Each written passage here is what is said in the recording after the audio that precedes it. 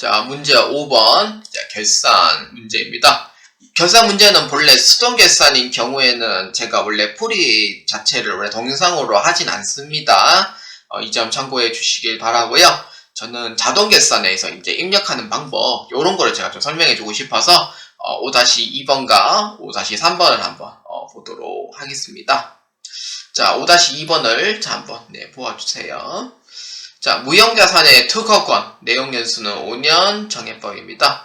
정기 말 상각후 잔액은 2,400만원이다. 여기가 가장 중요한 포인트가 돼요. 본래는 세무 2급에서만 나왔던 문제가 지금 현재 회계 1급에다 출제된 거 보니 지금 회계 1급에도 이 문제 내도 무방할 것 같다라고 판단하신 것 같습니다. 자, 그래서 이제 특허권은 2022년도 1월 10일에 취득을 했대요. 근데 이 문제가 연도가 2023년도예요.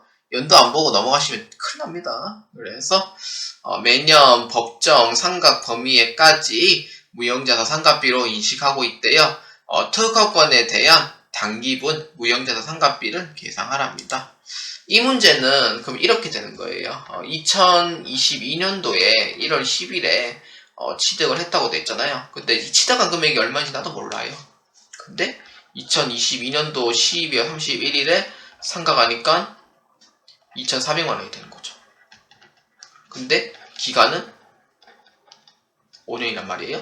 그러면은 사실 이렇게 생각할 수 있어요. 물음표 나누기 5년을 하니까 이 금액이 나왔고, 그래서 장부상 남은 금액이 얼마냐면은 2,400만원이 남았더라. 이렇게 보는 거죠. 그러면은 2023년도 12월 31일 됐어요. 장부 금액은 얼마냐면은 2,400만원이란 말이에요. 그러면 남은 기간이 몇 년이에요? 그렇죠. 4년이잖아요. 그럼 이렇게 나눠주면 돼요. 그러니까 남은 기간 4년에다가 장부상 금액이 2,400이니까 이렇게 나눠주면 돼요. 그래서 얼마냐면은 600만원 이렇게 되는 거예요. 그래서 600만원만큼 이렇게 이제 자동 결산 해가지고 결산 자료 입력에 자 한번 넣어보도록 하겠습니다. 그래서 남은 잔액에 남은 기간만큼 해주시면 돼요. 여기가 가장 중요한 거. 요 원리를 잘 기억해 주시고요. 직접법이라서 이게 가능한 건데, 간접법이라고 하면은 취득 금액이 얼마인지 적어 놔야 되거든요. 그때는 5년 나눠주면 되는 거고, 요거는 남은 기간만 해주는 거기 때문에 4년만 잡아주시면 돼요. 자, 그래서 두 가지 방법이 있는데, 사실 이제 도정자산 등록을 이용을 해서 하는 방법이고, 아까 제가 얘기했던 거는 손으로 계산을 해서 넣는 방법인데, 사실 무형자산인 경우에는 사실 고정자산 등록을 이용을 하는 방법이 상당히 좀 위험한 발상입니다. 그래서 혹시나 한번 여러분들이 하고 싶다라고 하면은 한번 보여드리겠습니다. 근데 100% 정확하지는 않아요. 그래서 저는 이 방법을 솔직히 저는 추천하고 싶지 않습니다. 무형자산일 때는. 그래서 여기에 이제 특허권 한번 해보도록 할게요. 자, 여기에 이제 보시면은 이제 자산 코드명 뭐 그냥 1 넣고 그냥 특허권 할게요. 취득 연월일을 2022년도 1월 10일로 잡아주면은 어떻게 되냐면은 기초가액이 얼마인지 모르잖아요. 그래서 2,400 그냥 잡아요. 그랬더니 5년 나눠요. 상각금액이 얼마 나와요? 제가 얘기했던 원하는 금액이 이 금액이 안 나오죠. 그래서 이 방법을 쓰는 것 자체는 사실 저는 추천을 드리고 싶지는 않아요. 그래서 저는 어떻게 할 거냐, 차라리 그냥 2023년도 1월 1일로 잡고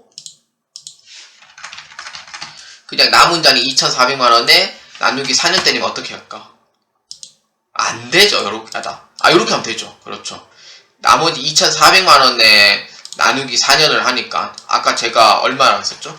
남은 기간 4년 동안 600만원이라고 했었잖아요. 그래서 요렇게 하시는 방법도 있다. 근데 되도록이면은 하지 않기를 부탁드리고, 반드시 이 수기로 했는 게 이 금액이 맞는지 꼭 확인해 주시기 바랍니다.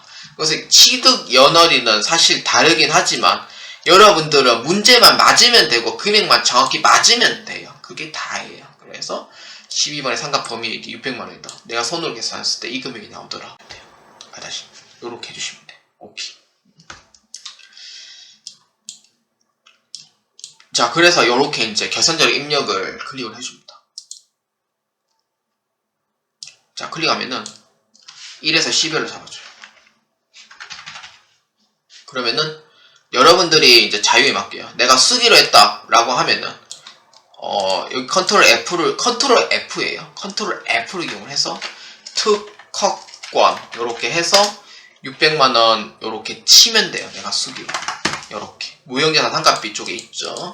요렇게 치는 방법이 있고, 아니면은 F7번 감가상각을 해서 우리가 이 특허권 입력을 했죠. 판매비와 관리비 했어요. 그래서 600만원 해가지고 결산 반영 클릭해 주시면은 요렇게 또 금액이 또 뜹니다. 그래서 두 가지 방법을 여러분들이 선택을 하시면 돼요.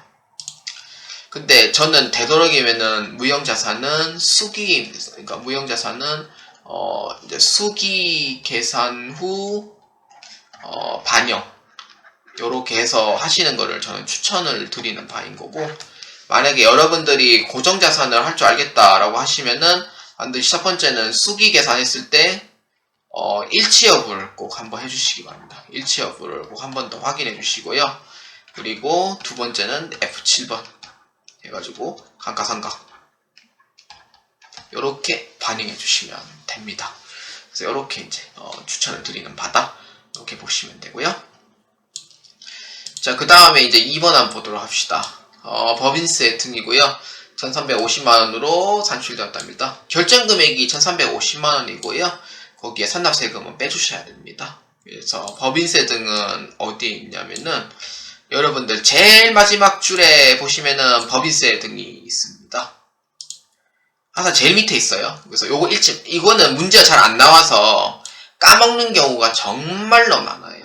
잘 안 나오니까 당연히. 그래서 이 문제가 만약에 출제되었다라고 하시면은 주저없이 자동계산 입력으로 넣어주시면 되고, 그래서 이제 선납세금이 680만원 돼 있잖아요. 오른쪽에도 똑같이 넣어주셔야 됩니다. 680만원. 자, 그 다음에 이제 나머지 금액을 넣어줘야 되는데, 어떻게 넣냐면은 1350만원에서 680만원만큼 빼주면 돼요. 그래서 얼마예요? 670만원 넣어주고 법인세 등 금액이 맞는지 확인해 주시면 돼요. 이렇게 해주면 끝입니다. 자, 여기 이제 뭐 입력이야 뭐 이제 끝이지만 마지막으로 해야 될 게 있죠. 그렇죠. 전표 추가까지 해주시면 되고요. 전표 추가해주면은 일반 전표 입력. 만약에 여러분들이 시간이 없다고 하시면은 요렇게 반영된 것까지만 확인하고 그냥 나가세요. 그러니까 잘 됐다고 그냥 믿어만 주시면 되고, 여러분들이 5-2번과 5-3번에 입력했던 요 라인이 이렇게 뜰 겁니다. 그래서 요렇게까지 확인해 주시면 되겠습니다.